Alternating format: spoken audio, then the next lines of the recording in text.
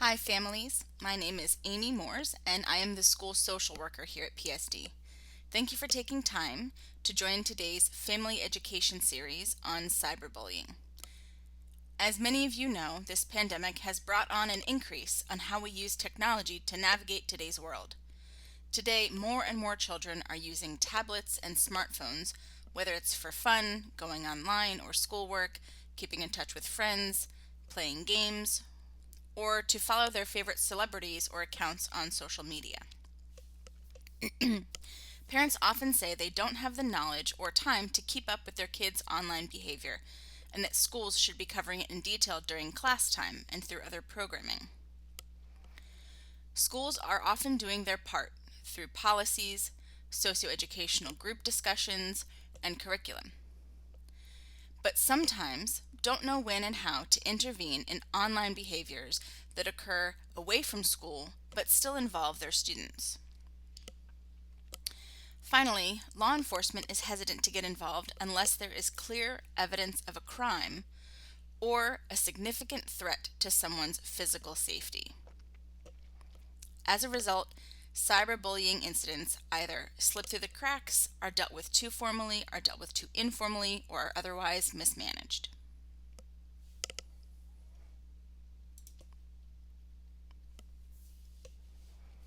What is cyberbullying? It refers to incidents where adolescents use technology to harass, threaten, or humiliate their peers. For example, youth can send hurtful texts to others or spread rumors using smartphones or tablets. Teens have also created web pages, videos, and profiles on social media platforms making fun of others. With mobile devices, adolescents have taken pictures in a bedroom, a bathroom, or other location where privacy is expected and posted or distributed them online. Others have recorded unauthorized videos of their peers and uploaded them for the world to see, rate, tag, and discuss. While parents and teachers are doing a better job supervising youth at school and at home, many adults don't have the technological know-how or time to keep track or monitor what teens are up to online.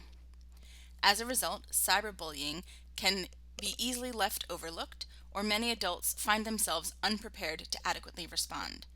The damage can be permanent. Whatever content is shared online stays online forever. Even though it is deleted, it's permanent. 90% of children surveyed believe that online harassment is a problem for themselves and their peers. 59% of teens have experienced at least one of the abusive online behaviors. Offensive name-calling is the most common type of harassment, impacting 42% of teens. 32% report false rumors being spread around about them. 16% have been threatened with physical harm. 21%, primarily females, have had someone constantly ask where they are, who they're with, and what they're doing. These are some statistics to demonstrate the increased problem and how concerning it is.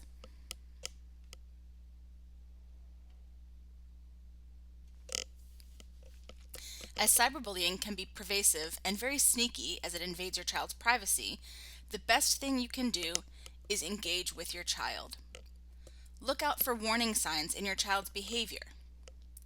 If they are being cyberbullied, they may show behaviors such as unexpectedly stopping their use of their device or devices, appearing nervous or jumpy when using their device, appearing uneasy about being at school or outside, appearing to be angry, depressed, or frustrated after texting, chatting, using social media, or gaming, becoming abnormally withdrawn, avoiding discussions about their activities online.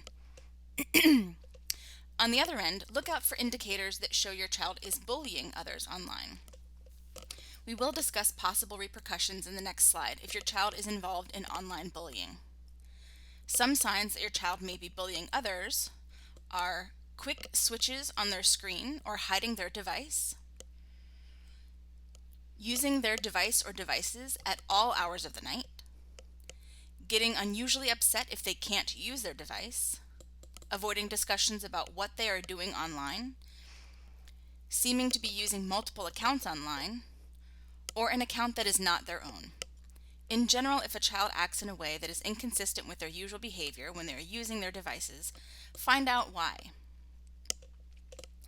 Keep communication open with your child.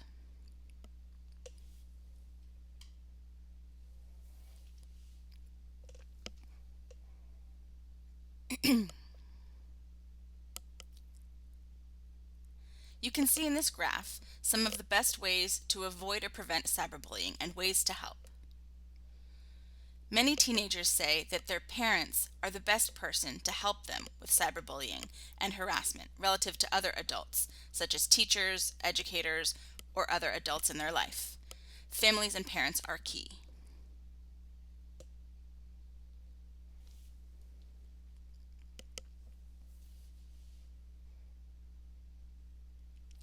Some legal protections have been put in place to address online bullying.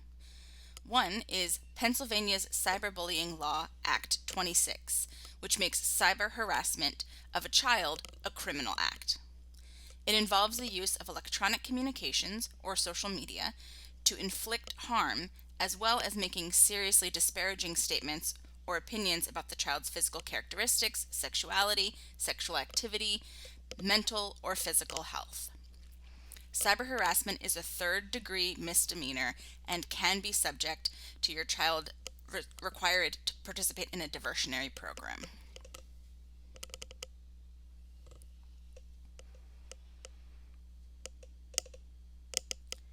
While the Family Education series focuses on cyberbullying, it is also important to let our families know that there is the Pennsylvania Sexting Act 198, which also affects youths ages 12 to 17 who send, view, or disseminate sexually explicit images.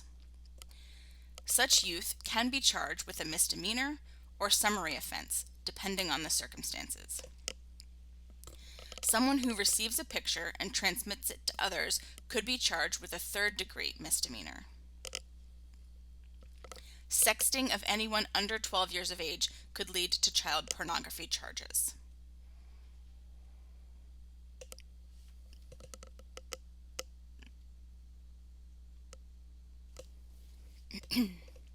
There are legal protections in place, but nothing can better protect your child than talking with them.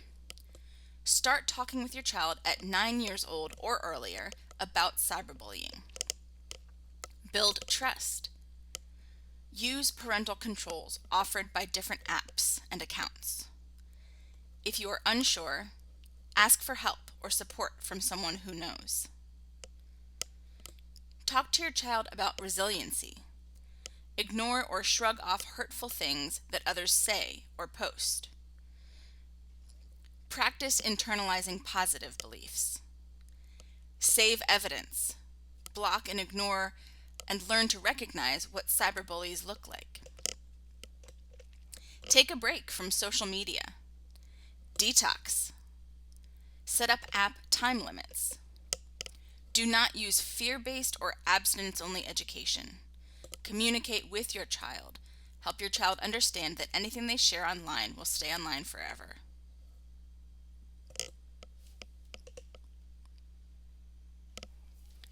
Other strategies also involve teaching your child not to share passwords, or, depending on their age, maintain such passwords yourself. Don't use personal or identifying information, which can also go as far as to suggest that your child uses a stranger's image on the photo rather than their own.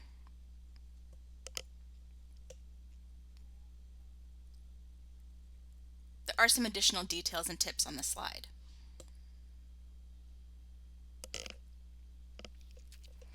There are many resources available to help you protect your child. Technology is growing and changing quickly, and it can be challenging to keep up with the trends. Staying connected with your child is the best preventative measure. If you need support, contact a member of your child's counseling team. Here are some links available that can help support your research.